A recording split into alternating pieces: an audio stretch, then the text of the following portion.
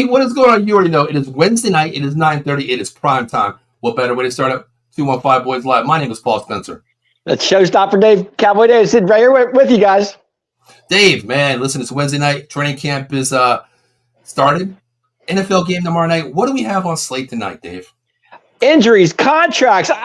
What's going on, Cowboy Land? I have no idea. I know we have a special guest tonight, too. So, hey, listen, what better way to start this show? Let's get our video started. He'll be back in 1 minute with a special guest, Mike Tag from Cowboys Cave, the legend himself, the man who all guys say, I want the Cowboy Cave that he has. So he'll be on with this right after this year. So we'll be back in 1 minute to get the show started. Until then, get your popcorn ready, get your hands on the keyboard, and let us know, Cowboy Nation, how you feel. We'll be back in 1 minute. See ya.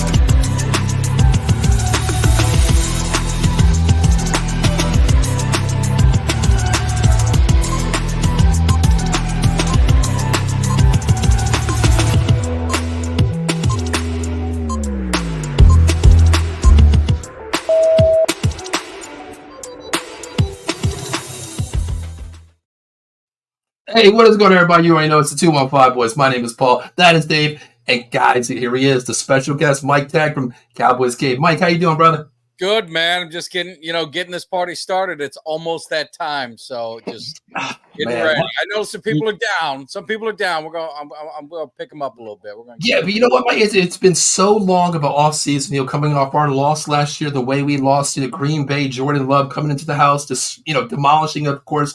But it's crazy. We have padded football tomorrow night, even though it's not our team. Isn't that crazy already? It's quick. I mean, it happened, just came out of nowhere, but I'm glad because I need to get a bad taste out of my mouth, and we got to get this season started. Mike, yeah, you look excited, Mike. I have to be honest. You look excited. I am. I love football. I know that there's a lot of angst, and what I think about it. What I tell people is, I'm a Cowboys fan, and I'm a fan of the star. I'm a fan of the players that go on the field and compete and try and bring us that championship. And, Jerry's Jerry, and I don't really pay a whole lot of attention to that, but I'm going to be a fan of whoever it is. You throw Dak out there, you guys want to throw Trey out there, whoever you're going to throw out there, that's the guy I'm backing. You know what I mean? Mike, 29 years is too long of a time. We're overdue, bro. Long overdue. It's long overdue. I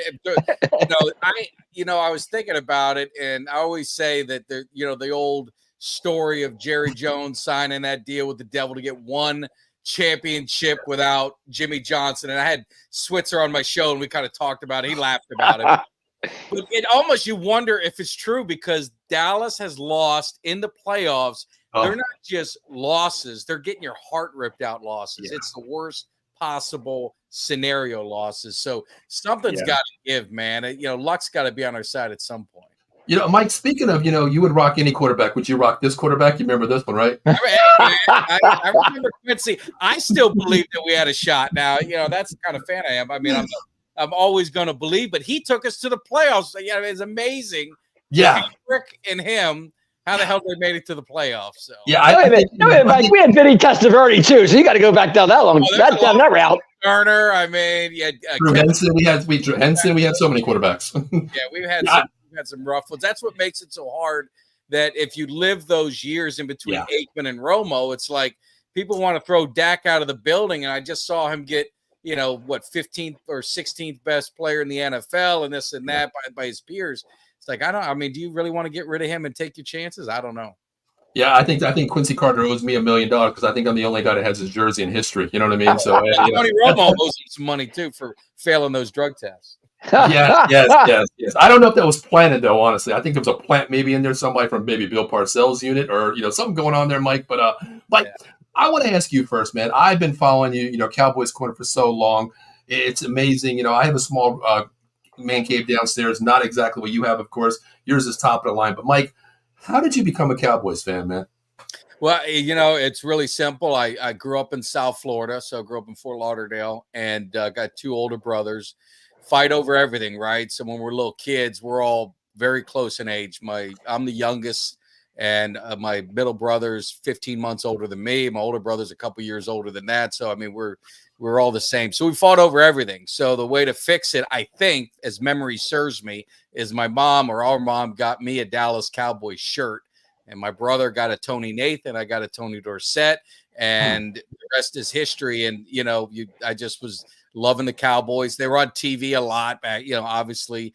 And just loved Dorsett because of 33 and just became a fan and bigger fan as the years went on. And then they sucked when I was a fan.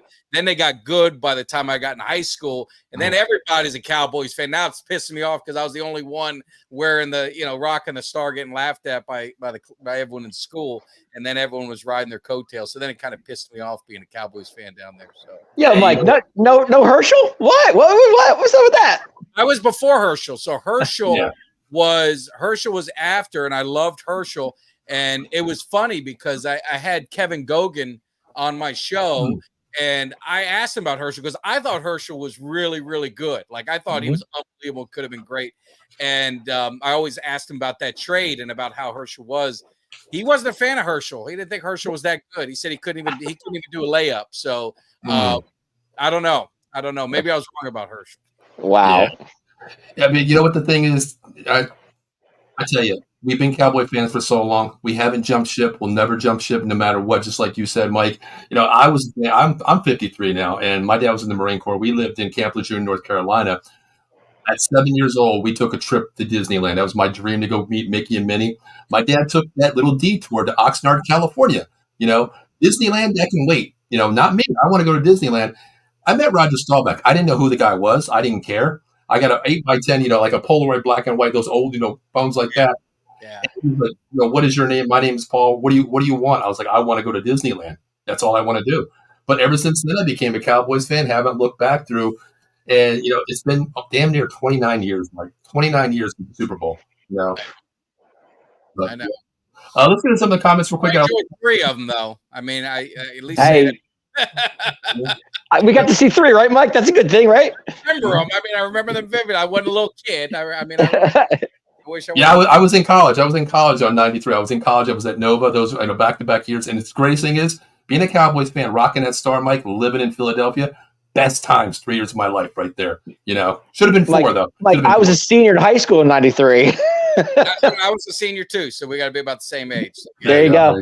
Yeah. Read some of the comments here. Stephanie Mack checking in. First power. There you go. Vince P. What's up, guys? Carl Smith checking in. 215. Now the 215 things. I was not raised in Philadelphia. Dave lives in Philadelphia. I've lived in Philadelphia for 30 years, and you know what? What better way to say those boys 215? So it is the 215 boys.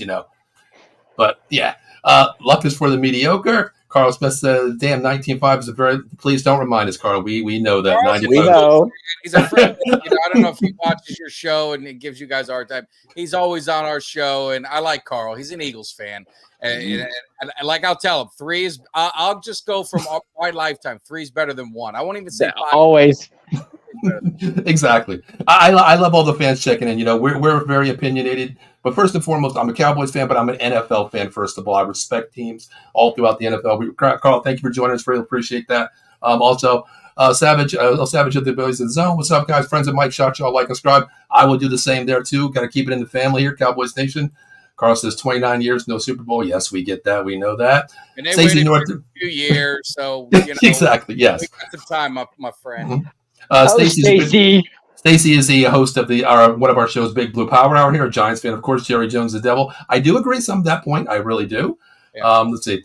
Can't be from Philly. They can't be from Philly. I am from Philadelphia. I would live there for 30 years, right outside Chicky and Pete's on Robbins Avenue. So I lived in the heart of Eagles country. I'm right outside Philadelphia in Delco land. So, Hey. Linda checking in. Hello, boys. Hey, Linda. I'm glad we can't hear him. Hush, Dave. Can't hear them. Well, maybe we need to turn up the volume here, guys, a little bit. So there we go. Let's get the show started. training camp. Where do you guys want to begin this? I got one question. The team is there. Where the hell is CD Lamb, Mike? Where is he? Yeah, I don't get it. I mean, that's the one that just kind of aggravates me. And I don't know what the Joneses are doing and what they're, this could have been handled a while ago. And it just doesn't make any sense. They do this almost every year, and Jerry makes little jokes about it. Like in a press conference, he said, wasn't Zach Martin not here? I mean, he's a leader of your team. He's one of your best players, and he needs to be in camp. I know he's doing training and all that, but it makes no sense. It's one of those things that's a valid frustration of Cowboy fans. It's asinine.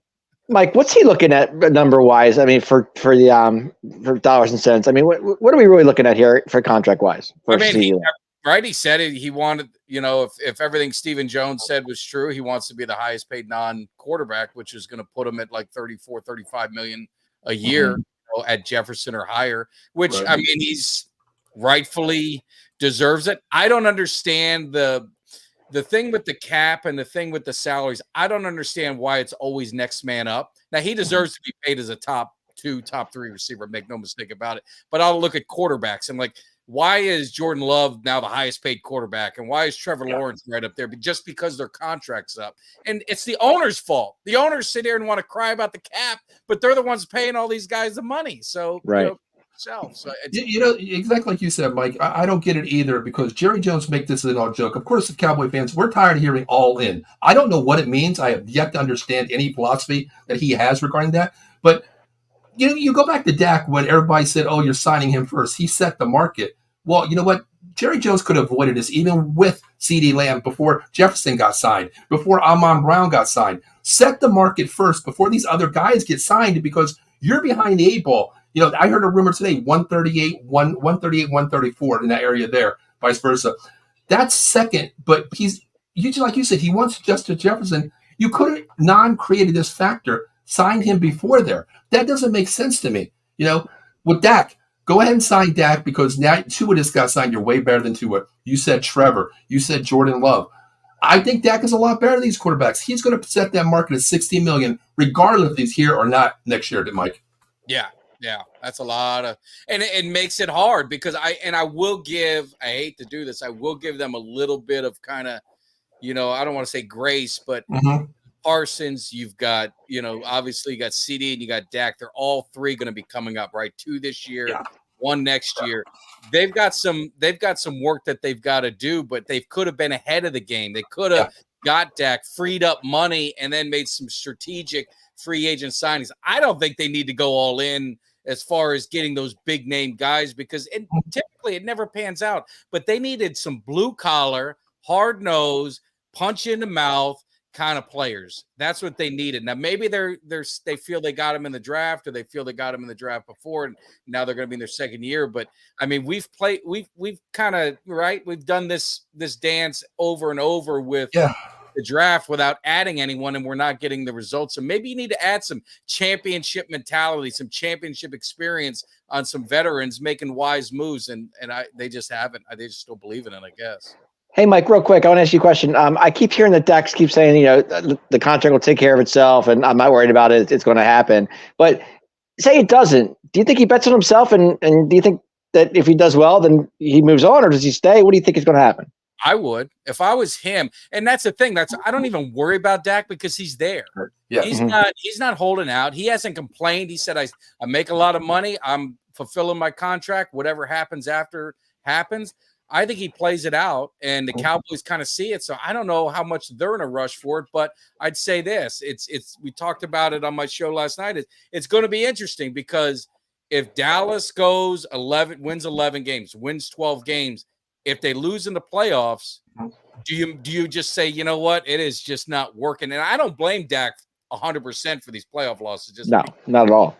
But is it like, man, maybe we just got to kind of blow it up and let's get another quarterback, like get a veteran guy that you can get for half or third the price and maybe build some stuff. But what confidence do you have that the Cowboys are going to spend the money to build it? Because they had Dak on a rookie deal, and look at the free agents. They said they get nobody. And they had him playing for peanuts.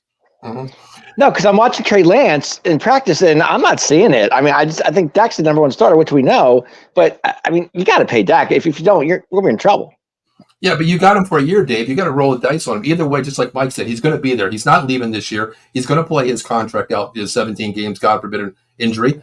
So, you know what? Let him bank on himself. But he holds the whole keys to the Ferrari, the whole dealership. If he balls out this year, you know what, Jerry? I did what I did. Here we are in the playoffs. I won the game. We're in the AFC Championship. We got a Super Bowl. Whatever it pans out to be, that price tag goes up game by game. Playoffs starting right there for Dak Prescott. And you know what? If he gets to the playoffs and, you know, he shits the bed again, just like last year, of course, whatever happens, then you got to roll that dice and say, is there a better name out there? What can we do? Trey Lance is $22 million next year on the book for the Cowboys. Not worth that right away for a guy that's only, thrown 5 passes in the NFL? Not for me. You know, I'd rather take our other quarterback, Cooper Rush, at $3 million a year. At least he can win some games, honestly, if you want to reload and do it that way. But I agree. Adam says the Cowboys wait too long to sign their guys. There's a thing called setting the market and getting behind the market. We are behind the market now. Well, Mike, real quick, Jerry always says deadlines make deals. Do you agree with that? I don't know what to believe out of Jerry's mouth. I'm a fan of being ahead. Now they've done it. Yeah. They've done it with Diggs. They did it. You know, they kind of did it with Gallup and got burned. They did it with Jalen and got burned. So, I mean, sometimes you do that and it will backfire. But I think when you look at a CeeDee Lamb and he's young, he's in his prime, he's gotten better every year. I mean, I would have been way ahead of that game long ago. And same thing with Parsons. And like you said, this cap is all BS, right? It's a credit card. They kind of move the money around. They could push stuff out and the cap goes up and whatever. I'm in a now mode. Like, what did the Rams say? F the picks. You know what I mean? We want to win, right? The Cowboys, it's been so long. You want to win. And that's why the fans are so frustrated, is because the taste in that Green Bay game, and this is the last time I'm ever going to talk about it. I'll tell the story. I sold my tickets. Because I already booked my flight, because everything's so close. You got to make a decision. So I booked my flight for the next game. I had my tickets. I sold the first one and said, all right, that'll pay for the others. Thank God. I mean, the good Lord was watching over me, because had I been in that stadium to watch that debacle, I don't know if I'd be a Cowboys. I mean, it was just it was the worst. I'll say it and I'll believe it. The worst loss in franchise history. Worst loss. With everything that, when you pile everything up on it, it was the worst loss in franchise history. Mike, real quick, I keep hearing attendance is low at training camp. Is that true? I mean, it was low on Monday, but I tweeted something about it. I mean, I don't really care. For me personally, I don't care about practice. Like, I've never been to a training camp. I'm not flying cross country to go watch them practice. I'd rather spend my money to go watch the game. So obviously it's in California. You're pulling on the roots there, and there's a lot of Cowboy fans, right? They're all over the place. So maybe that's true. Maybe it's not. I mean, does it really matter? I'd almost want no one to be there, so I have to hear no garbage all the rumors and stuff. I want a nice, quiet training camp. So there you go. But I have a right to be upset. I mean, I would be, I'm pissed off. But like I said, come the season starts, I'm all in, man. I'm all in. I know Jerry's not all in, but I'm all in on the guys that are lining up on that field and trying to deliver a championship. I'm going to support them 100%. Yeah, I like how you said that, Mike. We're playing for now. I'm a person now. I don't care what. 29 years to me is a long damn time. And I deserve better, because I have. It's like you see, I have the Quincy Carter jersey. I was an idiot and went out and bought that. Dave knows I have about 150 jerseys from the Cowboys. When they retire, they go in a box. And that's the way I am. I put so much money into this. Going to Cowboys games, buying their merchandise. Well, Jerry, he's collecting the money, and I'm collecting tears in a jar. That's what I have. Year in and year out. Well, but he's in his mind, because even like the things that he says, he just says the wrong things. Like he was talking. Oh, he's 82 years old, Mike. What do you expect him to say? No, I know. I hate to say, he's almost sounding like our president.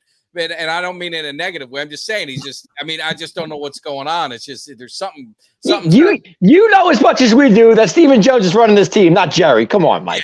Yeah, and that's what scares me. And I used to want I used to think like back in the day, I was like, give me Steven, because he seemed like he was level-headed, and I don't know, man. He's pretty tight. He's pretty tight with that money, man. He's holding Jerry back. I don't know.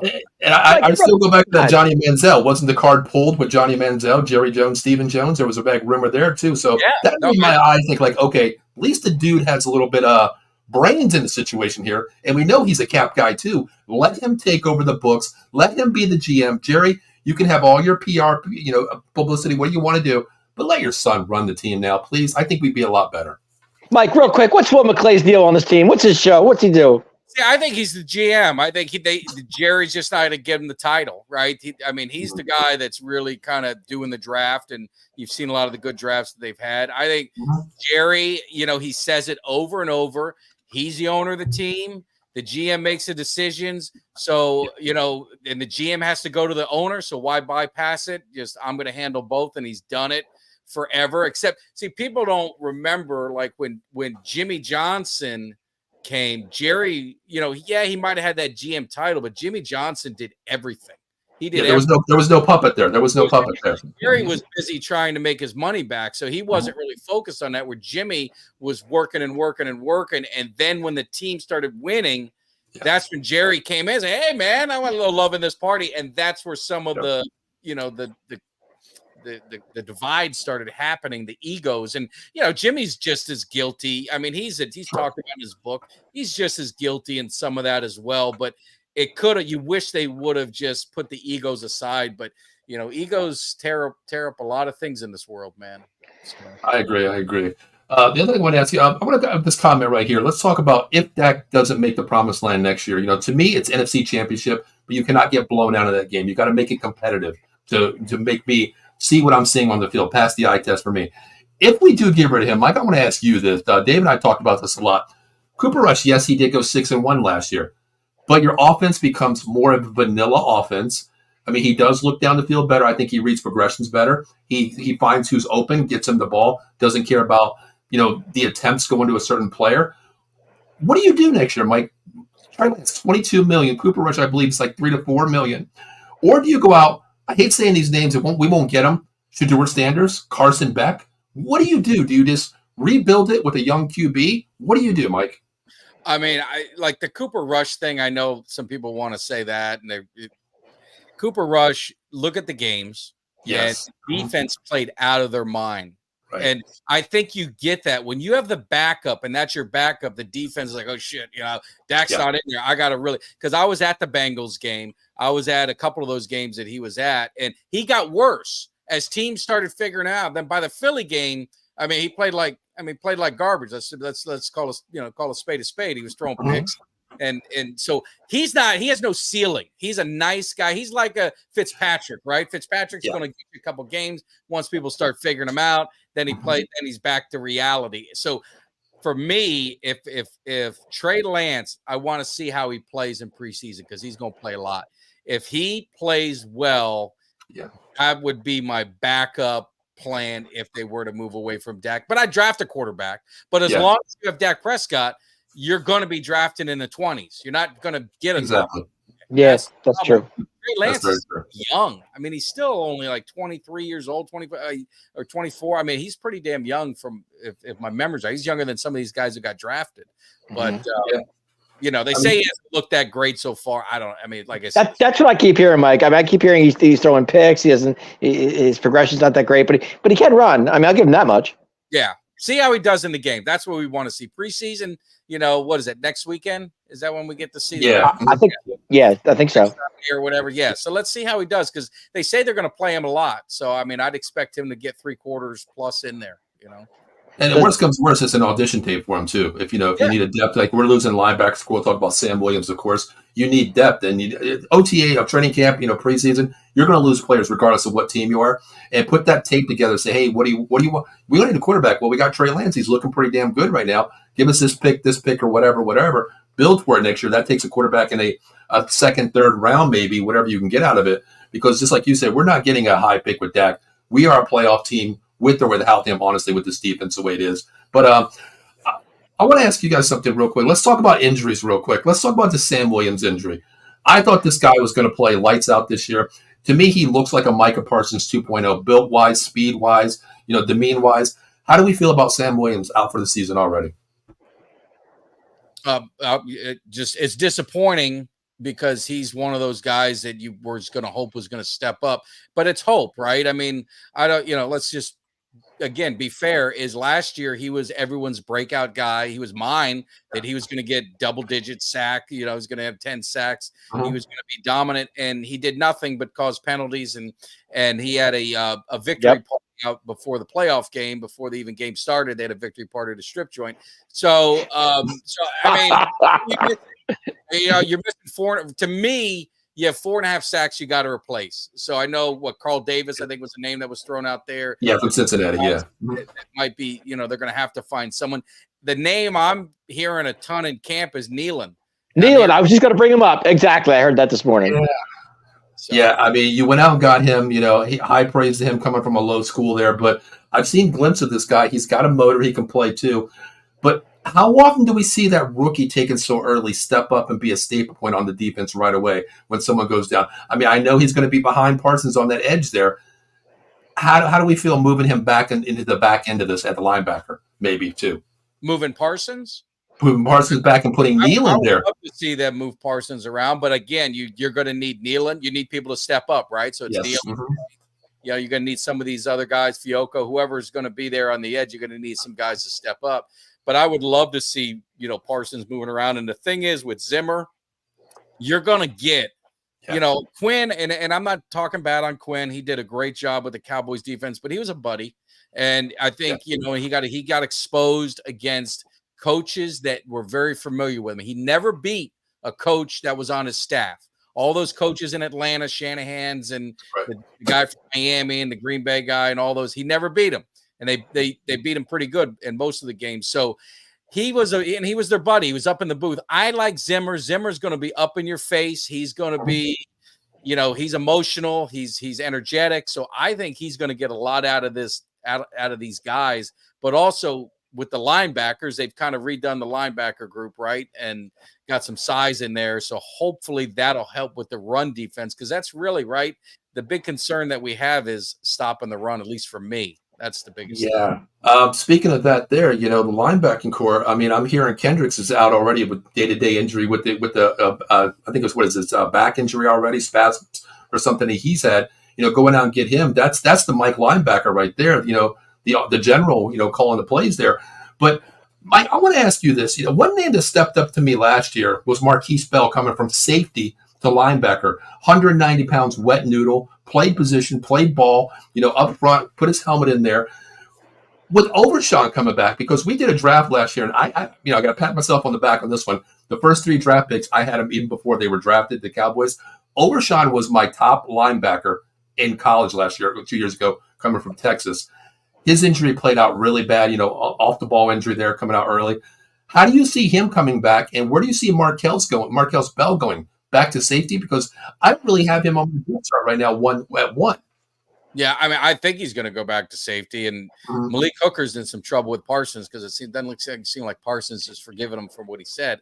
But I just think that with the linebackers and with Overshown, I didn't see him in college, and I'm not a draft guru, so I'll be not going to say I know everything about the Overshown. All I could say is what I saw before he got hurt. And he had a high motor. He had some energy. Yes. He was all over the ball. If we can get that, and I think Damone Clark, I think he's going to be better in a Zimmer defense. To show some improvement. And you hope that Kendricks, whatever the injury bugs is, hopefully that's not a lingering thing. And I even forgot Damian Wilson. I forgot they even got him back on the team. So they've got some linebackers there, but I think Bell, I think he could be one of those guys. Remember Zimmer, if you look at some of his defenses, he loved blitzing some of them safeties, Harrison Smith, a lot in Cincinnati. He did it a lot in Dallas back in the, with Hamlin and Woods, some of those guys that he had through the years that, so I think Bell can be a very important piece, to the defense. So I think Ultra and I fight a lot, but I do agree with him in some things. I think this is going to be a defensive first team. I think this is going to be, I think you're going to see a physical team that we haven't had. I think you're going to see some dog. I think, you go back to that Packer game, you saw that defense hit CD in the back of the head and no one did nothing about it. He walked away. I knew the game was over when that happened. That should never happen. There should have been someone, fourth receiver, someone on the defense nailing the receiver on the other side. A price has to be paid when you hit one of our stars, and none of our guys did that. We didn't have that mentality. And I think with Zimmer, he's gonna put that on this defense. They're going to be a reflection of his style. Yeah, hey, Mike, real quick, Mike, with Diggs off the pup list, what do you think? Does he see a little preseason, or do they wait to the first game of the year? Yeah, I don't think he sees anything. I don't think you're going to see a lot of guys. I mean, the way the preseason is now, I don't think you're going to see anybody that's heavy contract. Let's just say. Yeah, I mean, before we used to get the audition game 3, of course. The audition. Now that's what I was thinking, like the audition game. Exactly, that's where I was going. They only do the 3 preseasons, and it's like none of them play. And I'm not a big fan of that. I think you should. And you saw in Dallas. I mean, they won a couple, early, but the offense really didn't get going till about week 5, right? Then it started really cranking in. So I think the offense, it's to get some rhythm out. Defenses are usually ahead, right?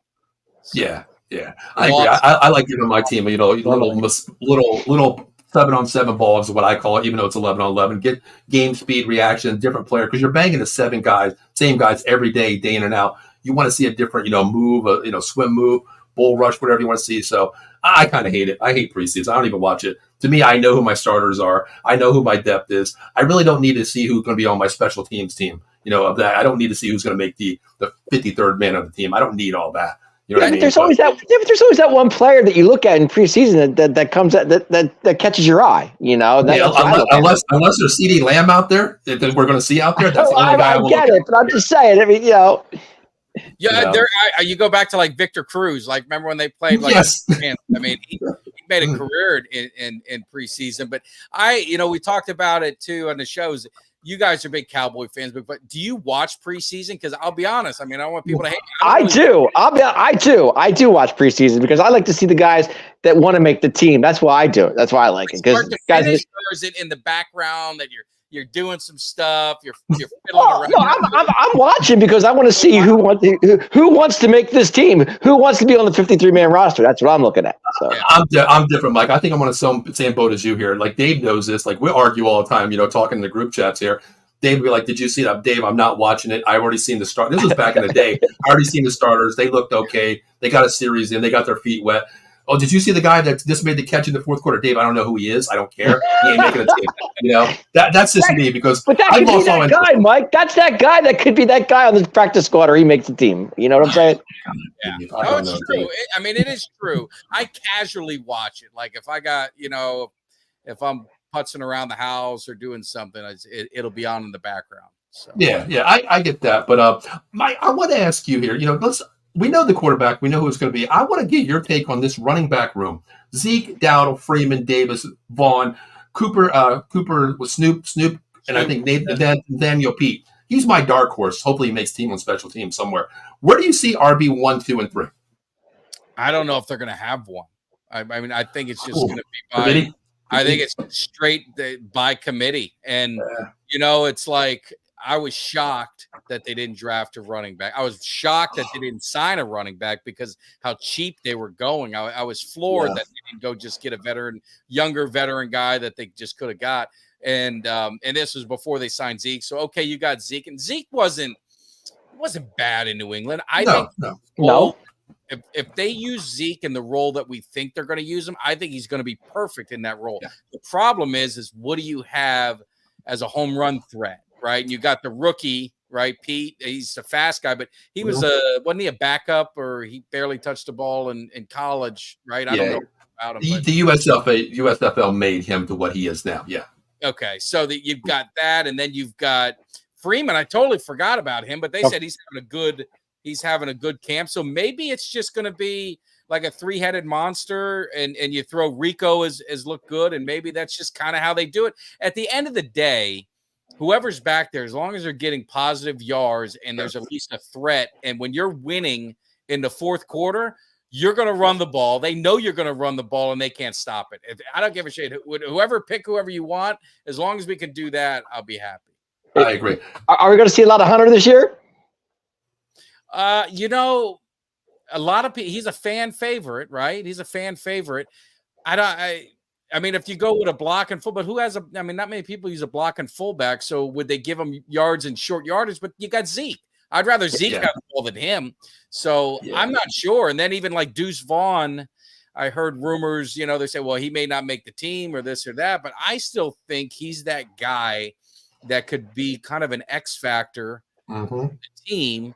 If he's used right, like a Darren Sproles, you know, back in the day, or a Meggett, you know, way back in the day, you've Eric Metcalf back in. I mean, you can find these guys that you get them out. You got to get them out in space. You can't like run them up the middle. It just makes so. Sense. Are we looking at a Zeke, Royce, and Rico? Is that what we're looking at here? I think I didn't think Freeman. Like I thought he was just like an insurance. I thought it was going to be like Rico, Zeke, and Vaughn would be kind of like your three guys, but maybe not. I don't know. That's what I thought going in as well, because you want that scat back like Deuce Vaughn is, you know. But college, man, is a different animal. You know, you're 5'5", the biggest, you know, not the biggest man on the field. Now you come, you're knee high to some of these players. So scat back is not what's needed in the NFL. Let's, like you say, get him in space, of course. But I don't know. I mean, I'm kind of worried about it, honestly. You know, Zeke didn't have a lot of miles on his tank last year. He split time with what was his name? Stevenson out there, of course.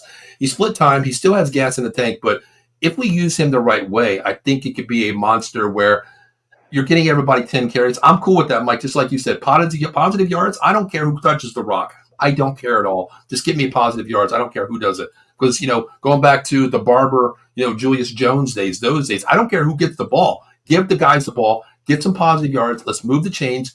I don't care how you win games. Just get the score. You know what I mean? Yeah. I mean, who knew Pacheco, though? I mean, really? Yeah. Here, I mean, think of some of the running backs that have been on these Super Bowl teams. It was who was it? LeGarrette Blount with the Bucks. I mean, wasn't it him? He got hot at the right time. But one big name, like Terrell Davis. Who was he in college? Yeah. You know? Yeah, but he was great in the NFL. I mean, I'm thinking of guys like that weren't really even that great in the NFL, but they came out of nowhere and got hot at the right time, or you didn't think a lot of them. Because like Pacheco wasn't there until like the end, like until the playoffs, and he started getting hot. So I mean, you could do it, and I think the offensive line, right? So if Guyton is what as advertised, and you've got Tyler Smith, and you got Martin, and Steele is the one that you know see how he does, and if it's Hoffman or Beebe, we got a pretty good offensive line and a physical offensive line. Some nasty guys that maybe they'll have run blocking and going to open some holes up for me or you. Mike, I got to ask you this question. It's funny. Are you going to miss Tyron? Well, no. I had to ask. No, I mean, it's the thing with Cowboys. Now, do I love him? He's a Hall of Fame. I miss him, Dave. I miss him. I had to bring him up, Mike. I'm sorry. I had to. It's the thing with Cowboy fans, right? It's like I've heard them rip him every year. Oh God, why do we hot Tyron? We got to get. He's never say. And then when they leave, it's like, well, why'd we let him go? I mean, right. You know what I mean? So if they could have got him signed for a reasonable deal, fine. But I mean, you know, it's like I say, man, I saw Emmitt Smith in another uniform. So seeing a legend, and I think legend, you know, Hall of Famer. I mean, I've seen it all. I've seen Tony Dorsett in a Bronco, which my brother's a Broncos fan. You think that my heart when he goes to the Hall of Fame, my brother's telling me he went in as a Bronco. I was like, yeah. But at least he went to the Jets and stayed to get out of the division. I was happy about that. Yeah, no. And I mean, and I wish him well. I hope he does a good job. But I mean, you know what you're gonna get. He's gonna miss 6 or 8 games. You just hope they're not the critical ones that you need. So. That's the thing. Like, I was very critical. You know, I was only joking. I have, just like I said, I have every jersey that I ever pretty much played. And Dave, you know, he'll yell at me. He's like, Paul, give him a break. He's a person. He has a heart. I'm like, look, you give me 8 games a year making this kind of money. You were the next best thing coming out of USC. You know, we draft you. We give you this huge contract, make you the best thing in the world. Then you're on the sideline eating a hot dog when you're saying you're playing. Then you can say you're not playing. Then you're on the sideline eating a damn hot dog. You know, like make up your damn mind. You at least got to give me 12, 13 games, not 8, 9 games, because he's always injury prone. He was my Sean Lee of the offensive line. Well, he played a lot, though. I mean, he had a good career. He did. I mean, I don't want to. I'm not going to kill him. The last few years, was injured. Unbelievable. I mean, just a specimen. I mean, just absolutely. I mean, yeah. I mean, he had that. What do you have? A knee brace on for exactly as an armor. Yeah, knee thing on his arm. Yeah, yep. Let's talk about the defense real quick. How do you see this? Of course, we got Lawrence, Mozzie Smith. How do you think Mozzie Smith's going to go to the sophomore year this year, Mike? How do you see this? I don't know. My concern is the defensive tackles. I mean, it's hope, and that's the problem with the Cowboys, right? They could have went out and gotten a couple like blue collar defensive tackles that space eaters and guys that they could help, and they just they chose not to do it. Now they got the guy from New England, right? A veteran, I can't remember his name, but see what happens to him. But if Mozzie can live up to the first round billing, but I mean, what are the odds of it? I don't know. I didn't really see him much in college, but Osa is solid. I think he's going to be good. The key was, like with Sam Williams before he got hurt, this was my thing. If they can get pass rush from two other guys not named Tank Lawrence, you could move Tank inside on certain plays. He's great against the run. He's got some nasty to him. And that would just kind of mask maybe some thinness in the defensive tackle spot. But I don't know how that's going to play out now with Sam Williams, being injured, depending on who they get. But that's the killer. That's going to be the Achilles heel, is stopping the run. If those D tackles don't live up to, they don't have to be great. They just have to, I like how you said that, Mike, because I was actually thinking about that this week. I'm like, you know what? Losing Jonathan Hankins last year, a big D nose tackle, old school, that size, a space eater. What about if we move, Lawrence inside to play that outside D tackle there and getting a Nealon coming in there and playing it off edge? Because yes, Lawrence has that ability, but the one thing that I don't see from him anymore is when he goes up against a more physical specimen, that speed is not there anymore, Mike. I think he's a bull rusher up front, space eater, but if you get that speed on the outside to give you that other two, bookends like Parsons in on the opposite edge, that could create, you can take away the name wise, but putting space eaters in the middle for the Cowboys. Yeah, no, I agree. I mean, Tank has caused havoc, on the line. I mean, how many big hits behind the line of scrimmage against the run that did he get? I remember some game kind of not game changing, but kind of got early in the game to get everyone hyped up. I think it was against the Eagles, might have been one of them, of course, because we always beat them. But one of those, it was like, but that's what I think he can bring. But again, with the defense, I just think with Zimmer, I think he's going to bring just to me, the Cowboys have talent, right? I mean, I hate to agree with Jerry, but 14 Pro Bowlers, all pros. I mean, that's more than half of your starters have been Pro Bowlers or all pros. This team is talented. It's all in the head. It's all in the head with them. And someone had said it on the show, or I saw on another show. It's like they put too much pressure on themselves. And it may be the media, maybe the fans. I mean, Tyron even said something, kind of throwing a jab at Cowboys fans, saying it's kind of refreshing in the Jets, because it seems like their whole fan base really supports them. Where if you live in social media, it's very polarizing, and some do it for clicks. Some really feel that way. Some love the Cowboys. Some love them for clicks. I mean, it's kind of just all across the board. You don't know who's being real. And so there is a lot of pressure with the star. And then you're, like you said, 29 years, 30. The countdown is there. The media talks about it all the time. So there is a lot of pressure, but they gotta get that us against them mentality and close everything. The walls are now closed. We built a moat around our locker room, and we're just gonna beat the hell out of everybody. And it's just, that's the way it's gonna go every year. But they don't have that mindset, and maybe Zimmer's one of the guys that could do it. I don't know. Hey, Mike, I'm not much on schedules. I'm really not. But have you looked at the schedule, and what are you seeing, and how many wins are you looking at this year?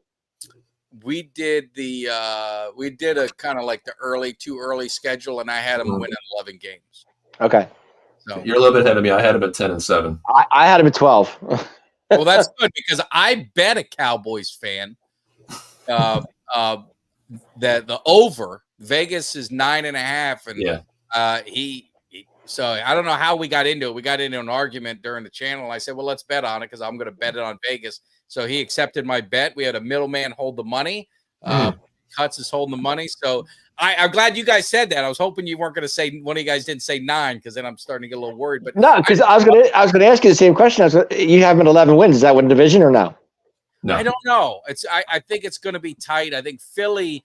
I don't think Philly's problem is going to be their quarterback and Kellen Moore. Okay. I mean, that's the wild card, right? I think their defense is going to be good. I don't know if they're going to be all world. I think they're going to be solid. I mean, this team, let's just, they lost how many games in a row did they lose the end of the season? I think it was 6 or 7, something like that. It was 5 straight. 5? Okay. 5 in a row. They got their ass whooped by the Buccaneers in the playoffs. It's not, I think there's some internal things going on within the organization. So I don't know if it's a gimme. I think it's going to be a dogfight between the two of them. And it's not who you play. It's when you play them, right? If the Ravens we're playing Cleveland, right? Cleveland's not going to have Chubb. Watson is coming off his injuries and stuff. So maybe we get Cleveland at the right time. Or Philly plays them later. Now they got Chubb. Maybe Watson is getting in his groove if he does. I think he's kind of washed up. But let's say he finds that that rhythm again. That's trouble for Philly. So it really comes down to when you play these guys and who they have. Mike, I like how you said that it comes down to about Philadelphia. On paper, they are elite, of course, both sides of the ball. But I like how you said that because that name, Jalen Hurts. I used to call him Wonder Boy. I call him now the dollar store bread boy. Kellen Moore. It all comes down to verbiage. We know Kellen Moore is that high profile. On paper, the language is so serious. Where when Dak left, the numbers went up basically. And Mike McCarthy's very here we go offense, very easy to read, quarterback friendly.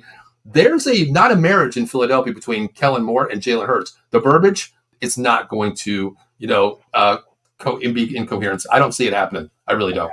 And you guys know this. It's like I've told these Eagle fans: get ready for a run for 5 yards, 10 yards, 15 yards, cruising down the field. Yep. A double reverse to lose 20 yards and knock you out of field goal range, and you're going to start throwing stuff. Now, they're going to throw stuff at their TV. I didn't do it. I know Philly fans will be throwing stuff and breaking TVs up in Philly. Get ready for that because that's the life you live, and curl routes and everything. I mean, get ready for that life because that's what Kellen Moore does. You saw it in L.A. I mean, you saw the same thing in L.A. So he's not going to change. And Hurts, I don't know. You guys know better being in Philly. The thing the knock I hear a lot on him is they had to scale down, like that one year they went to Sweden, they had to scale down the playbook because he had trouble reading defenses. He had trouble doing stuff. So they had to keep things that way. And then that second year they tried to loosen things up and they struggled. Like he didn't really run it. They weren't using him to his strengths. So it's going to be interesting to see what happens with them. I mean, I don't think they're a shoe-in to win the division by any stretch. And I don't think we are either, but it'll come down to us, I think. Yeah, it's going to come down to who you're playing at the right time. And just like you said, we're going to be, we're not playing Chubb. Watson, we don't know what he is coming in week 1. We're getting the team at the right time, knowing what we're going into. But I want to ask you real quick, on the defense side of the ball, Mike, we talked about the defensive line. We talked about the linebackers having Overshawn come back, Kendricks, of course, and it's like you said, Damone Clark. Safeties, of course, Bland and Diggs. God forbid Diggs doesn't have any setbacks, of course. My concern is this safety unit. Malik Hooker, Donovan Wilson. I was so happy Wilson came back, on that friendly deal back to the Cowboys. I always called him my back half general, but I don't know what that back half is going to be. That's where I like seeing maybe a Marquez Bell back there, a hitter, a ball hawk. He's not afraid to put his helmet down. I think Hooker's most likely going to be the odd man out. I think it's going to be Marquise Bell. What do you think? Yeah, I mean, if Parsons probably wants that, like I said, he didn't mince words. I mean, he could have backpedaled. So I think you could. I like Marquise Bell and Wanye Thomas is a guy. Yeah. Don't sleep on him either. So they've got some youth there, and I think Wilson can be that that hitter. Right, as well, like kind of being in that line of scrimmage, blitzing and stuff that they could even use Bell for too. So, yeah. I think Zimmer is going to mess around with what he has, and I think the secondary, as long as Diggs comes back, like the Diggs and I know it's going to be a process. He's not going to come off the first game. But hopefully he's improving and it's get that confidence back. We should have a damn good secondary because you're right, that rookie Carson. I mean, he seems to be lighting it up, and they're very high on him. He got in a fight in training camp. I saw that. Mike, don't forget about my man Jordan Lewis. Let's go now. Come on. Are you a Michigan guy? I'm a J. Lou guy. I love J. Lou. Are you kidding me? I didn't know if you're because he's from Michigan or you just like J. Lou. No, I'm a J. Lou fan. I just am. I like him. I've always he's one of those guys that is always around the ball. I mean, how many big turnovers, forced fumbles and recoveries or interceptions has he had in his career? So no, he's another one. Absolutely, absolutely. All right, well, let's look into the offensive side of the ball. We talked about the running backs, of course. Let's talk about the wide receiver room, Mike, real quick. Lamb, we know he's going to get paid. It's an obvious thing. Just pay the guy because Dak, like we said, Dak's the question is when. It's right before kickoff of the Hall of Fame game. Yes. We'll have breaking news tomorrow night. It'll happen tomorrow night. It'll happen tomorrow, whatever. It'll happen. But how do you feel this wide receiver room? Lamb, Cooks. Where do you go there? Do you go Tolbert 3, Brooks 3, Turpin? What do you see? How do you see this playing out? Because you're going to keep 5-6. Yeah, I mean, you Tolbert. I watched him at South Alabama. My son was a quarterback there, and even before we drafted him, he called me and said, "Hey, Tolbert's going to go to Dallas." They were there a lot, this and that. And the games I watched, 50-50 balls he was getting. I mean, he just had a knack for that. And he could have went to Alabama. He could have transferred to Alabama. Alabama wanted him, but he stayed loyal to South Alabama because he was from that area and he committed to them. So it kind of shows his character.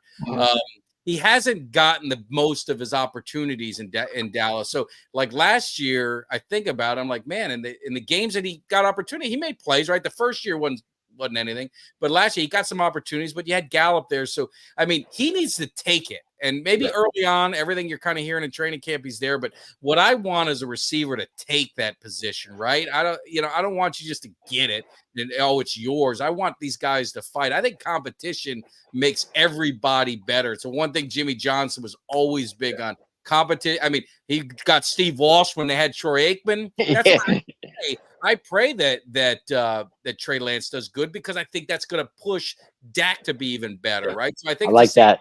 Wide receivers is, Flournoy, we had his trainer on our show and he talked a lot about his character and a lot about his, mentality and his opportunity that he's going to get. So I'd love to see one of these guys just go in and take it and even challenge for the number 2 spot. I mean, there's no can't hurt. Mike, I love how you said that because Dave, that's the name that Mike just said. Ryan Fournier. I love this kid. I think he's a project in the waiting. This kid, I keep saying, just take the opportunity, take it, seize it. Him and Tolbert. Tolbert is probably going to be that third guy to me because I call him a gazelle. I call him a high flyer. He's a high point guy to go get the ball. I love. That's what we said about Gallup too. We said the same thing before he got injured. I mean, he was a gazelle. I mean, he jumped. Yeah, but you made the mistake of overpaying Gallup coming off the injury, knowing what he was, and you didn't replace him. But you did replace him with Tolbert, something like that. But you didn't give the opportunity to the next man up. You gave Gallup the money, and that bit you right there. You gave him away for a 5th round pick. We paid $20 million or $13 million to trade him away off the cap, dead cap. They release him. He got paid either way. Thank you, Cowboys. Thank you. You got paid by the Cowboys. Either way, you got paid by us. Yeah.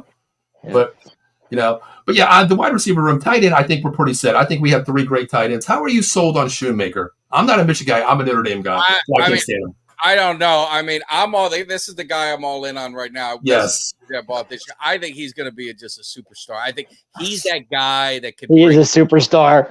I just bring some dog. He's got to stay away from my Canes. He's messing with the Kavanagh twins. Yes, thank you.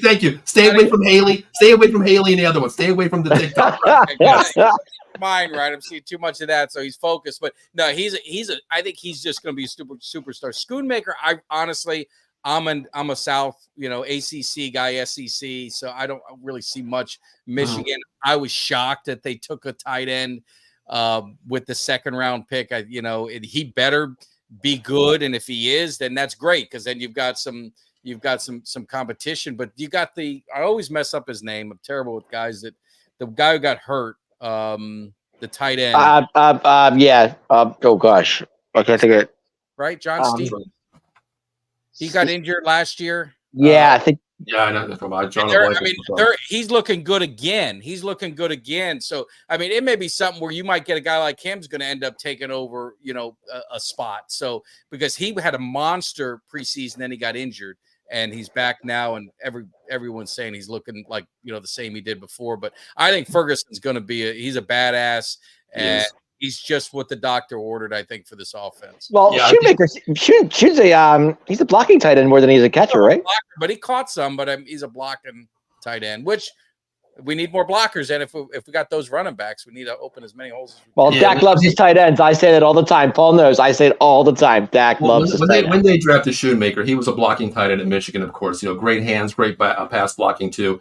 And that's when, we ran a lot of 12 personnel, 2 tight ends, of course. So it fit the scheme then. But now that, just like you said, losing Dalton Schultz to the Texans, and we have Ferguson coming in, we didn't skip a beat. I think we gained physical ability, speed ability, pass catching ability too. So I'm happy there. But what I really want to talk about is this offensive line. Mike, you talked about drafting for need, starting material. Well, here's the thing, Mike. We had Cooper Beebe's dad on the show a couple of weeks about it last month talking about it. I'm a big college football fan. I do a college football show coming back next week, actually. And I watched a lot of college football. Cooper Beebe is a standout guard. Mike, why did we go out and draft a guard to play center and draft a right tackle who had 3 tackles and 1,100 snaps go to left tackle in Guyton? We're taking chances, right? I got yelled at for this, but wasn't Tyron a right tackle at USC? He was, yes. You're not making my point any easier here, Mike. What I'm saying is the one thing I won't question are the Cowboys' first-round draft picks because they got laughed at Tyler Smith. True. They got laughed at there. Frederick, the media annihilated the Cowboys for Frederick. You could have gotten a 3rd round. Who drafts the center in the first? I mean, we still feel the pain of that center missing. The impact that he had. BB, I mean, I don't know much about him. It seems like he's got some nastiness to him. Mm-hmm. And I think that's the theme. You see, I'm talking about that. I just need, if you look at the old Cowboy line, the offensive line, I had Big Nasty. Kevin Gogan's been on my show, a bunch. And he talks about it. It was they weren't the most talented. That's why it pisses me off when people talk about Emmitt Smith and they say, had this all-world offensive line. Go look at the offensive lineman he had. None of them were first-round picks. 2A was drafted as a defensive lineman. He was part of Tom Landry. Newton was part of Tom Landry. Gogan was part of Tom Landry. They were all, bad offensive linemen, and they talked about it. They did get Eric Williams in the 3rd round. Obviously, he turned out to be really great, but he was a 3rd-round draft pick. They got Stepnoski right in the draft that Jimmy got. But I'm just saying is sometimes line, it's attitude, right? You got the technique, but you got to have some of that attitude. And I think BB's got it. I think Hoffman's got it. I think people are thinking that, BB's going to be the center. I think Hoffman might have something to say about it, maybe. And then Mike, are we going to miss Tyler from Wisconsin? Pardon me? Are we going to miss Tyler from Wisconsin? I didn't like him. You didn't like that? I didn't like Bias. You weren't a Tyler guy? I didn't like him. No. I thought he got pushed around. I just thought he got pushed around. Okay. That's just my opinion. I'm I'm a fan. So well, let's talk about it. Let's go to right tackle here. Terrence Steele got his deal last year, of course. You're for that coming off the injury that he had. Secured their Terrence Steele right tackle. His backup is Matt Walikowski. How do we feel there? No, don't feel good. But I would say this: you're gonna have an all-pro guard. Yes. Both guards are all pros, right? Martin and Tyler Smith. You got your 1st-round draft pick. Let's say he lives up to 1st-round billing. You're not going to be able to have all pros across the field, right? Sure. And look at some of the linemen. You can look at the Chiefs. You can look at some of the teams that won Super Bowls. Look at the Bucks when they won the Super Bowl. The Rams. They just got to. They got to hold their own, right? Steele has got to be, at least if he can be what he was a couple of years ago, you're okay. He's not an all-pro. He's not going to be a Pro Bowler, but he just needs to be solid. He's a better run blocker than a pass protector, I think. If you guys correct me if I'm wrong. No, he is. He is. You're right. He just has to be solid. He's got Martin right there. Martin's going to kind of, hey, man, I got you covered. So, but if he goes down or if he plays, doesn't play, if he plays at or below what he did last year, that could be a problem looking at the teams that we're going to be playing against and some of those pass rushers that they'll be lining up on his side. If Guyton can prove to hold his own, it could be trouble. Yeah, I mean, even the division's gotten better. Even the Giants, we talk about it. Brian Burns on the edge now, coming off that outside edge too. So that's not a bonus for us, basically. But right guard Zach Martin, all universe. He's a standout player. He's going to be starting there, of course, just like you said, having that All Pro next to him. Center. How do we look at this? I mean, I like BB there because of the fact watching him play guard. To me, I use this word, Mike. I don't like to throw examples of names out there, but this guy reminds me of the way he commands the ball, even at guard, of a Jeff Saturday. He's QB friendly. He's very smart. Low man wins the ball, and he's a gel person. He can gel next to anybody there.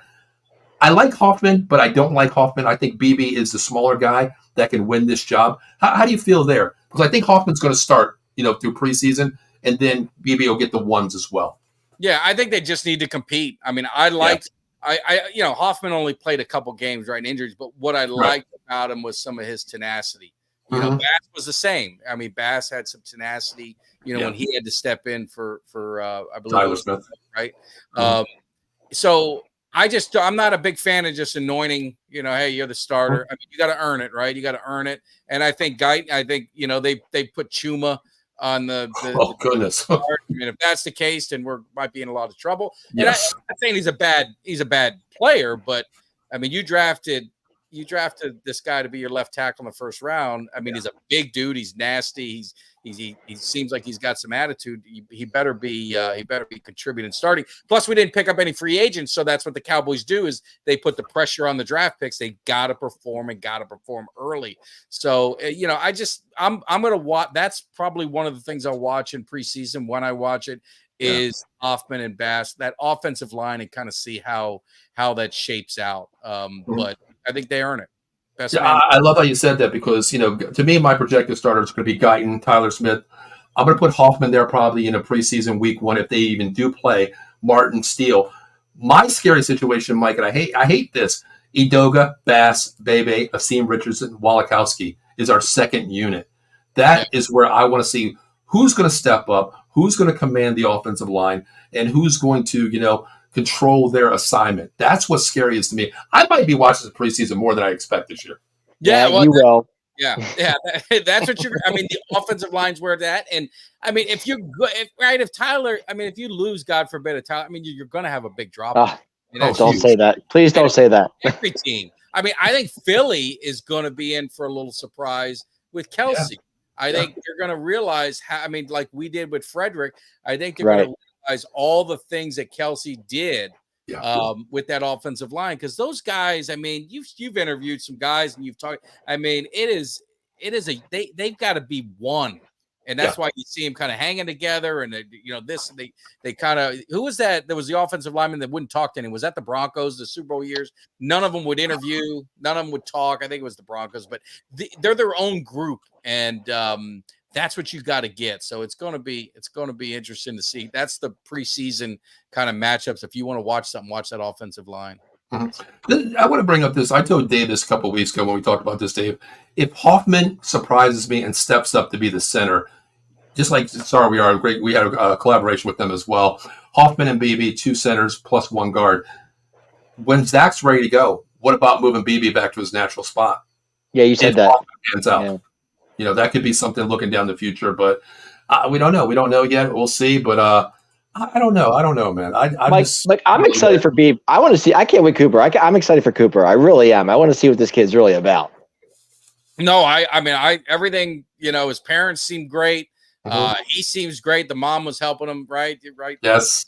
Here we go. I mean, those are the stories you want. You want people like that to be successful and have that. But like I said, competition is going to make them all better. So whether it be Hoffman, whether it be BB, they're going to compete. And I think I love it. I love it. I think that is what's going to make the offensive line better. You look at, you go back to the Super Bowl year. Until I started talking and like looking back at it, you forgot that Giesick had to go in for Stepnoski, got hurt. Yeah. And Giesick was the one that, they had to move him into center. And like Jimmy said, hey, you played center before. He's like, once in a while. And so you need that depth and you need those guys, but they were all one.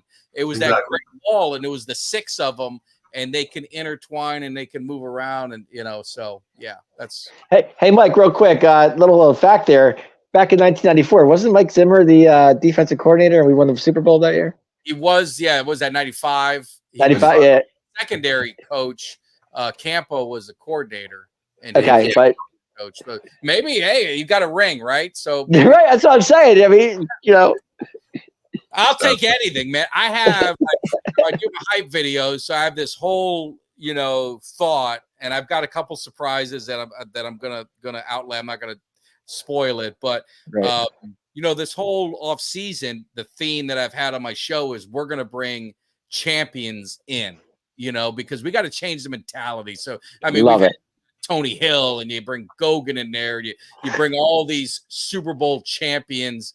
From the Cap, Moose Johnston was in. I mean, there's just so many guys that we had on the show, and just try and change that mentality, because it's like people need to hear you got to believe it, because like you said, my son is 20. He's never seen success on the Cowboys, right? There's that group of fans that just don't know what it's like. I mean, we're thankful we're a little older, so you kind of bring it in to say, you know what, there was a time. I know people like to crap on it. There was a time that Dallas was, pretty damn dominant in the 70s and 80s. So, we brought a lot of these old guys, a lot of these players in from those eras. James Washington was another one. Just brought these guys in, man, and just bring that championship mentality. But they all said the same thing. It's mentality. That's what it is.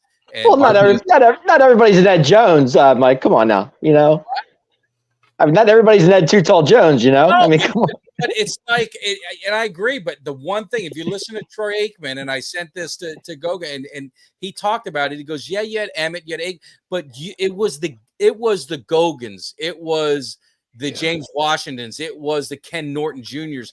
They were the guys that were the glue to that team. They were the guys that the season's tough. They were the jokesters. They were the ones that kind of level it down, and they were family." And I think a lot of times when people talk about the Cowboys, they look at the Cowboys, they're like, that's 53 brands. Everyone's got their, they're doing their podcast, and people criticize them for a podcast.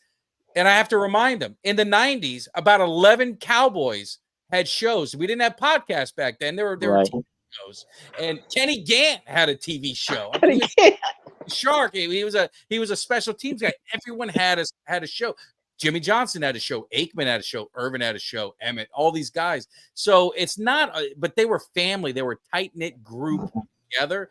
And now it just, I don't know if they're that way. And it could be just the way the players are today. I don't know. But I just don't know if they have that. And maybe that's what they need to get that. Yeah, I agree, Mike. I coach up here. I had to stop coaching this because I had 2 herniated discs over the weekend. So I'm not coaching this year.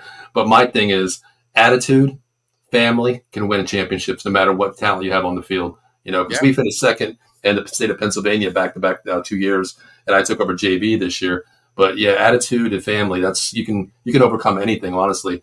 But Mike, I want to end this on a note here. I want to ask you, there is a positive with the Dallas Cowboys this year, and I see one thing: the new kickoff rules. Okay, the kickers cannot move. The kicker can kick the ball. The offense cannot move until the ball is caught. To me, we have 2 of the most shifty guys in the NFL: Cavante Turpin, Deuce Vaughn. Mm-hmm. I can't wait to see how this pans out. How do you see this?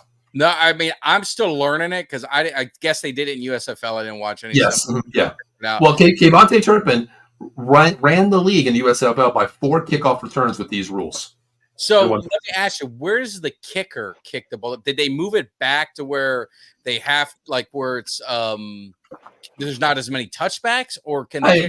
I believe that is. They moved them back, and they moved everybody back. So the touchback is going to be not initiated anymore. They are going to have that happen if you have a person like a Bueller. Remember, we had Bueller back in the day, kick it 80 yards down the field. Someone like that can do it. I don't know the rule where they place the ball on the kickoff, if it goes to the 30, the 35 or something. But I know they want to keep the ball between the 10 to the 30-yard line for the opposition to get the ball and run it back. But I mean, to me, speed kills, man. We have some 50 guys here. Yeah, this could be Devin Hester all over, because you're getting a 10-yard start before the opposite player moves. And we have speed. I love it. Holes are going to be open. There's no more wedge blocking. Of course, they took that out years ago. The wedge is not there. The arm to arm is not there. You're going to have holes as long as the special team creates one-on-one ability. This could be something special for Dallas. Yeah, I think it's going to be great, and it's glad to see that Roger Goodell's concerned about player safety because I thought that's what going to get out of the league, right? So, but I'm just kidding. I hate all the changes they make. I wish it was back to I'm like an old man. I wish it was back at the way it used to be. But I think it's gonna if that's what they're going to do, and that could be something where you see a Deuce Vaughn like he's a bubble guy. They say, you know what? Maybe we need to keep him as one of our running backs because we can utilize him on special teams to where we can use Freeman or one of the other running backs that we got down the list. But that'd be pretty cool. I liked Michael's comment there earlier. He said Turpin's going to be big, going to make some big plays. I love it. Absolutely love it. No, I think it'd be awesome. It'd be awesome. Yeah. I hope he does. I mean, I'm like you, Mike. I'm old school. I mean, I'm all smash mouth football back in the day. Everything's evolved, of course, but I just hate the rule changes. It's different from what we grew up on. What is a catch? What is pass interference? What is holding? All these different things, of course. But I do, give Roger Goodell a lot of credit because it's player safety as well. So I get that as well. You know what I mean? Right. He's protecting the players. This is their livelihood. This is how they feed their families. I get that. No, I get it. It's just the tackling part is yes. I think they need to make some of that like reviewable, because how many times does a quarterback sell themselves? They barely get touched and then they end up getting a flag. It changes the game. I forgot what game. It was a penalty on Sam Williams, but I think wasn't it the playoff game where they were going to punt and Sam Williams got a penalty and that extended? Yes. Now that you say that, yes. That's the one, where he was a flag. He put his hands up like yes. I didn't even touch him. Yeah. Yeah. So, I mean, things like that, like penalties like that, and that's probably not the best example, but I guess what I'm trying to say is when you get a penalty like that, it can change the whole game because it just, so I think with the quarterbacks, Brady, who, I mean, I love Brady, but I mean, he was the king of that as he got, further down the line, and they sell these calls. So I just think they need to be a little careful because I feel bad for the defensive guys. I mean, it's like, where do you hit someone? They're up in the air, you're up in the air, and then you kind of hit it. You can't move your body and kind of tort yourself in midair to go lower. I think they need to put a little bit of common sense within it. It's a physical game. That's just the way it's football. Otherwise, make it flag and be done with it. But that's the part I feel bad for the defensive guys because, I mean, it's got to be frustrating. Yeah, I agree with you 100%. Defense, totally. You're taught to play the ball. This is minutes of a second here what we're looking at, where you're taught to play physical, go after the ball, helmet down, make a legitimate tackle. But how can you go up against a receiver? Mike, if you're out there playing receiver and I'm DB on you there, you go up and get the ball and you catch the ball and you make one move. Am I supposed to just adjust and say, well, Mike's going to go left. I'm going to go left too with a nice hit here. It's all bang bang plays, and you can't adjust your flow of how you're falling, how you're moving, how you're tackling. It's just something that I don't know. I don't know how you fix it. Reviewable. I don't know, Mike. Honestly, I really don't. I know it's all judgment, and if it looks bad, even though it's legit, they're going to call the flag. They're going to always err on calling the flag, and that's the disappointing part. But I mean, the players got to adjust, right? I mean, that's just the way it is. But it. I feel for the defense. I have a soft spot for those guys. Oh, there we go. We got some little assumption here. The kicker will set up on the his own 35-yard line, and after the kicking it, he won't be able to cross midfield until the ball is played. That is where our team has such a speed advantage. Deuce Vaughn in open field. I'm going back to when he played at K-State here. If he can do things like that and get in the open field, good luck catching a 5'5" guy with blazing speed. Turpin, the same thing. I don't know how many times last year I stood up and said, Turpin time, shoestrings away. Yeah. It's going to happen this year. Yeah. I definitely do. Michael, thanks for clearing it up. Appreciate that. Yeah. Thanks, Mike. Change it. It's definitely going to change it. And there's more. The other players on the kicking team will be lining up at the receiving 40. Okay, so they're on our side of the field already at the 40-yard line. Say if it's down to the 10-yard line, you're still getting a 30-yard advantage of speed.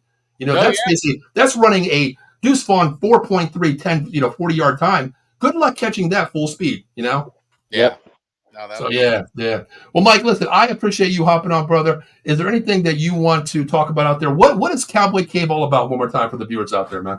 Yeah, no, I appreciate it. You can go to cowboyscave.com and get all the information, but we do a podcast and got Kelly K9 and myself. We do live shows usually on Thursday and Greg is I don't know if you guys know Greg, but he does these unbelievable videos. He's big on TikTok more than anything else, but he's a great Cowboys fan. And it's just it's a show by the fans for the fans. I mean, I don't proclaim to be an expert. I'm a fan. I learn from the viewers just as much as hopefully they maybe learn some stuff from us. I interview a lot of bringing a lot of former Cowboys. I love talking Cowboys history. I love bringing in some of the guys and kind of reminiscing about the days. I bring in some rivals. Philly has been the only cowards. Not one Philadelphia Eagle player has the nerve to come in the cave. I've had a Washington.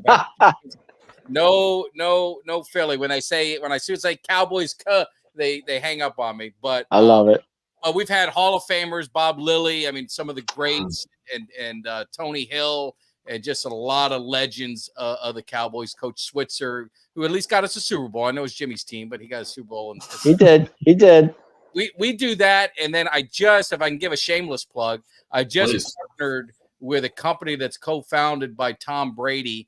It's Autographs, and it's autograph.io. But if you look up the app Autograph, you can find it. And what they do is they take social media platforms, podcasts, news, and it's in one app. And so if you're a fan of the Cowboys, you get everything Cowboys. So you'll find all the news, everything. You don't need to watch Sports Center and see 2 minutes of the Cowboys. You can get everything you want there. And it's any team, college, professional, NFL, NBA. And all I would say is in the reference, just put Mike Tag, show me some love because it helps me out. And check it out. I posted it on my website, posted it on some of my stuff, but that's my shameless plug. But you guys are great, man. I love it. I would love to get you guys on our show during the season and definitely have a good time. But I had a blast with you guys. I appreciate it. Well, you know what, Mike, send me that info, that tag. It's not a shameless plug. It's nothing like that. We like to pay it forward because there's a family that we call the Cowboys family, and you're a part of it. You're part of the Out of the Box family, of course. Now we always want to, pay it forward, and when I want to pay my respects to you, popping on the show. Been watching your videos, man. I tell you what, when I watch your video, I get hyped up, brother. You hype me up for the Cowboys game. I got my work cut out, but I'm going to get it done, man. We're going. Mike, listen. I know you're down in Florida, and you said ACC. Who do you root for in college there? I'm a Cane. I grew up South Florida. So Miami, man. You're always going to be a convict to me, Mike, okay? Convicts, man. I love it, man. I love it. I long for those days of the Canes. And the Canes, I think, you do a lot of college, you said, so I don't know what your thoughts on the Canes, but the Canes, man, they've done a really good job in the transfer portal. They're recruiting. They got, obviously, Cam Ward. I got a lot of high hopes, man. If they don't make the playoffs, I made a bet with George Teague. He's he's a Bama guy. He broke my Canes heart a few times, but I told him when we're in the playoffs, the Canes and Alabama, him and I are going to go, and I'm going to see the look on his face when we do. I think the Canes got a good quarterback. Cam Ward coming in from a transfer portal this year at QB. He's going to be great for you guys. A lot of bonehead mistakes last year that cost you guys some games last year, though, Mike. Oh, absolutely. The coach. I mean, yes. Was it the Georgia Tech game? I'm trying to remember the game. It was like two games I can recall. Easy. Oh, it's ridiculous. But I tell you, I've been. I don't know if you guys play the college football's back, right? The EA. Oh, of course. I had it 3 days before it came out. I already pre-ordered that thing 3 days before it came out. Miami, the thing I love about it is college changes so much that it's like with the Cowboys, the names, right? I can name them. College, it's hard. So now I've learned all the Canes names, the new guys, and the running back. If he's as good on the in real life as he is in the game, Martinez, I just played a game. He ran for 200 for me, so I'm hoping that he's going to be that. Well, Mike, you got to send me your gamer tag. Maybe we'll get on there. Maybe we can actually rekindle that rivalry, the Catholics versus convicts, brother. Here we go. What console do you use? I use Xbox. Okay, because it's crossplay, right? We did a college dynasty league with a bunch of Twitter people, I don't know if you know Nick's and that crew, but I'll let you know. I'll let you know when we do another season, or you and I can play. You should play my son. My son, he whoops people's asses.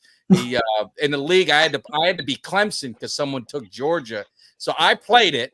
But my son was next to me. He was like my offensive and defensive coordinator, telling me, because I always in the defensive line, like I usually control that, and he's like, no, you got to control the linebacker. stay in the zone and hit the jump button to intercept the pass. He goes, you'll get it. And then he was showing me all these audibles and formation changes and stuff. So yeah, so I learned a lot from him, but he's pretty damn good. So yeah, we got a league. Of course, I'm Notre Dame. I'm 7-2 right now, and I got beat by Wake Forest last week.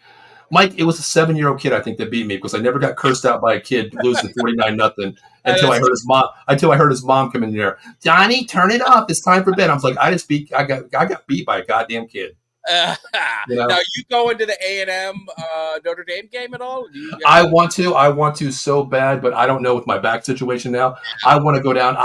One stadium I do want to see the 12th man down there. I want to see that. I was privileged enough to go to 2 years ago to Blacksburg, Virginia, and see Enter Sandman. Incredible. Yeah. I want to do that. I do want to go down to a couple games this year. This year, Bill Furman and I, we do the college show. We're going to the Penn State game, the whiteout game, but Penn State this year. That's cool. Definitely, yeah. I'm only like 45 minutes from that stadium. So that's cool. I went to Miami, played down in A&M, went to that game. That was stadium unbelievable. The crowd, people, great. I mean, the whole thing was phenomenal. And I could have went to the Notre Dame A&M. It's up in Notre Dame this year, but my buddy's an A&M alum, so he's like, "Man, come on and go." I was like, "Yeah, Miami's playing Florida." I said, "I can't miss that game," so I passed on it. But I definitely would love to go to a Notre Dame game. Well, listen, I tell you what, if Miami and Notre Dame ever rekindle this rivalry, brother, wherever it's at, my home is your home. Come on up. We'll go to that game. Of course. I think they're playing in a few years. They're going to do another run. Yeah, I think they'll do a home and away, of course. That's going to rekindle that too. So, yeah. But, Mike, listen, man, I appreciate you hopping on, man. Anytime you want to come on, let us know. Well, if I can reach out to you, we'll have you on again. Don't be a stranger. Maybe we'll get together in a couple weeks before the season starts, and we'll go over week by week and see how we, after preseason, after OTAs, camp's done, maybe we'll see how we are for 10-7, 9s, 11s, where we're at then. Yeah, no, definitely, Dave. I appreciate it, Paul. Appreciate it, and had a blast, man. It's always a good time, and love talking Cowboys football. I'll send you that link too. You guys check it out. It's pretty cool. It's pretty cool. Definitely. Before we get out of here, Mike, you want to hop out now, or it's totally up to you, man? Say what? Are you leaving now, or you want to hop on for like a couple more minutes before we do our credits? I'm fine whenever you guys want. Oh, I thought you were ending. I'm sorry. Oh, no. Before we do, we got a little sponsor out there, guys. Listen, if you're in the Philadelphia area, that trashy Philadelphia area. If you're an Eagles fan, you've been lied to all these years. You're a Phillies fans, you've been lied to. You're a Flyers fans, you've been lied to. Sixers fan, we got you covered. Reach out to my boss, my personal friend, Jason Fine, 1-800-HURT-123. Motor vehicle accident, slip and fall, workers' comp, personal injury claims, 3 convenient locations throughout Pennsylvania and New Jersey. First in New Jersey, Cherry Hill, 3 Greensboro Lane. Of course, the city of Trashadelphia, the green and white, that trashy city that smells like trash. If you fall, you slip, you got brain damage, whatever, from breathing that Eagles jungle juice, whatever you want to call it, reach out to him, 1-800-HURT-123. We got you covered there, 1628 JFK. Of course, my neck of the woods, Pittsburgh, PA, 500 Grant Street. Make sure you tell them that Out of the Box Sports Entertainment told you to call. 215 boys, of course, Paul, Dave, we got you covered. Mention Out of the Box, we take your case, no recovery, no fee. Not 50, not 45, not 30. I'm sorry, 40, 35, 33 and a third %. That's the Out of Box special rate, no recovery, no fee. Where are you going to get that? An attorney, 33 and a third %. Reach out to Jason Fine, 1-800-HURT-123. So, Dave, we always do this thing called final thoughts, Mike. You say anything you want. Usually it's Cowboy related. Going forward, I'll let you go first, man, since you're the guest. What are your final thoughts on this upcoming season, brother? I don't want to use the Aaron Rodgers, but I would just say relax. Yeah, relax. Just relax. Don't get so worked up. CD's going to be signed. We're going to be all right. We'll be all right. I like that. Dave, what's your final thoughts, man? I can't wait to see this defense. I'm very excited about the defense this year. I want to see what Diggs does, and I'm just excited. I think with Mike Zimmer, the new coordinator, and I just want to see where they go and how many turnovers they get, and I think it's going to be fun. It's going to be fun to watch. My final thoughts is I think Mike took my thunder there. I was going to use that. I wasn't going to say the word. I was going to say 5 letters, RELAX there. It's preseason. Don't get so hyped of what you're going to see. Players not playing, players not suited up. You're going to see it. Relax. I'm going to say the word relax. It's preseason. It's just making the roster here. Dave's probably the only one watching preseason. So just relax. It's okay. Wait till week 1 starts where we're at Cleveland. That's when we can really start talking about grades and what should have been, had have been, whatever, what it should have, could have, would have. So relax. Yes. Hey, Mike, any football's good with me. So even if it's preseason or not, I'm still going to watch it. So. Did you watch USFL? No. Sometimes I do. Yeah.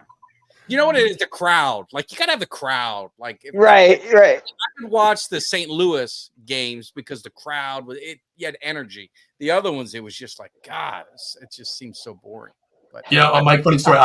We have a group chat. I'll put you in there because you love the Cowboys. We need more power in that room anyway. Yeah. So everybody was talking about the USFL. We have a couple people saying, "Hey, did you watch that game?" I'm like, "No, I didn't watch it." "Oh, you got to try it." I watched maybe 5 minutes of it. I'm like, "Who the hell is this guy? What the hell is this?" No, I cannot do this. No, not going to happen. No. Well, guys, we're going to get out of here. My name is Paul Spencer. That is Dave, and of course, we have the legend Mike Tech from Cowboys Cave there. Mike, thank you for joining us, man. We really appreciate you, man. You're part of the family. Anytime, anywhere, let us know. We'll have you on, brother. Yeah, Mike, thank you so much. Thank you so much.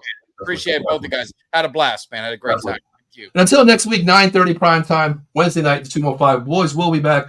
Dave, when's your next show? I believe you're on Saturday night, correct? I am on Saturday night at 10 o'clock. It's the Atomic Drop Podcast. We're talking about WWE wrestling, and we have a pay-per-view coming up in SummerSlam August 3rd. It's going to be fun.